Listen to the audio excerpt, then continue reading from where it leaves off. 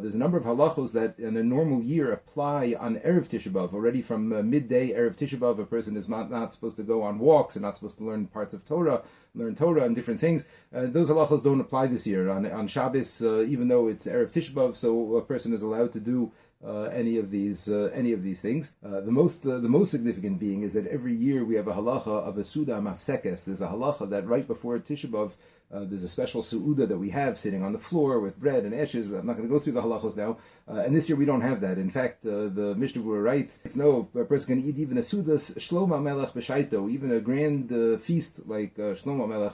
And there's no halacha this year of a suda mafsekes. So the thing is, how does the fast begin then? Because Shabbos, we know Shabbos ends at Tzeis Kochavim when the stars come out, right? We can't do malacha, we can't ever do any work after Shabbos, turn on any lights or anything until after the stars come out. But we know that the fast begins already at sunset, already from the time that the sun sets, which is in some places could be an hour before the stars come out, or 30, 40, 50 minutes depending on where you live.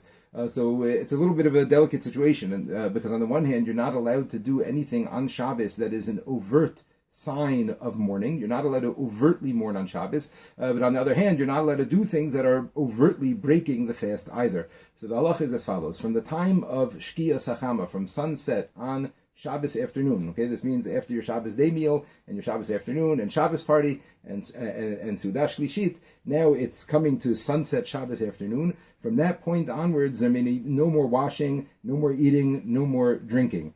However, if a person at that point is wearing leather shoes, you should not change them right away, because changing out of those leather shoes is like a sign of Avelos, and you're not allowed to do an overt sign of Avelos, an active sign of Avelos on Shabbos. So you don't change out of the leather shoes until Shabbos is over. What most shuls do is they postpone Ma'ariv on Motzei Shabbos this year. They'll make Ma'ariv, usually they'll make Ma'ariv right when Shabbos ends, or sometimes even a little bit before. This year they'll make Ma'ariv a little bit later so that people can be home, take off their shoes, change out of their Shabbos clothing, because you're not allowed to wear Shabbos clothing just like during the 9 days, and certainly on Tisha B'Av, so a person has to change out of their Shabbos clothing, change out of their leather shoes, and then go to Shul for Ma'ariv and Eicha, and the few kinos that we say at night. Okay, so that's important to realize. Again, from sunset onwards, we're not allowed to eat, we're not allowed to drink, we're not allowed to wash and those types of things. But wearing shoes, and Shabbos clothing, we don't change until Shabbos ends proper. Likewise, you're not allowed to bring your Tisha B'Av shoes with you to Shul.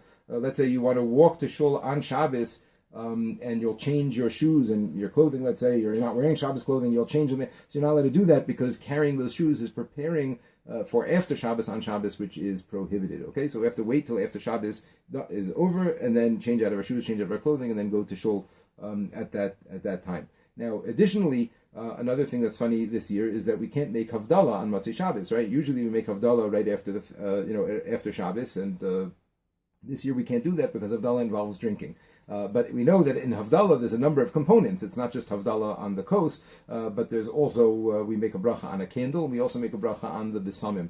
So the way that works this year is as follows. The bracha of Havdalah, like Hamavdul ben Kodesh L'chol, ben Or L'choshech, etc., and the bracha of Borei Pri Agafen, we say on Sunday night this year, after Tisha B'Av, after we fast, on Sunday night, that's when we're going to make Havdalah. And in fact, the person's not allowed to eat or drink until after that.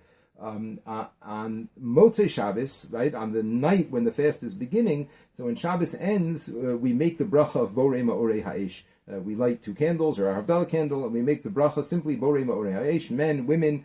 If the man is at home, he makes it for everybody. Sometimes men will hear the bracha said in Shul, and if a woman wasn't in Shul, then she has to make the bracha for herself at home. But we do not make the bracha on Besamim. There's no Besamim when Tisha B'Av falls out on Motzei Shabbos. And the Havdalah itself, we push off until Sunday night, and that's when we make Havdalah and drink the grape juice, and the person, again, can't eat until then. Me'er Hashem, none of this will apply. We'll have a real Yantif on Tisha B'Av this year. We won't need to know about any of this. And okay, Mashiach should be with us. Amen.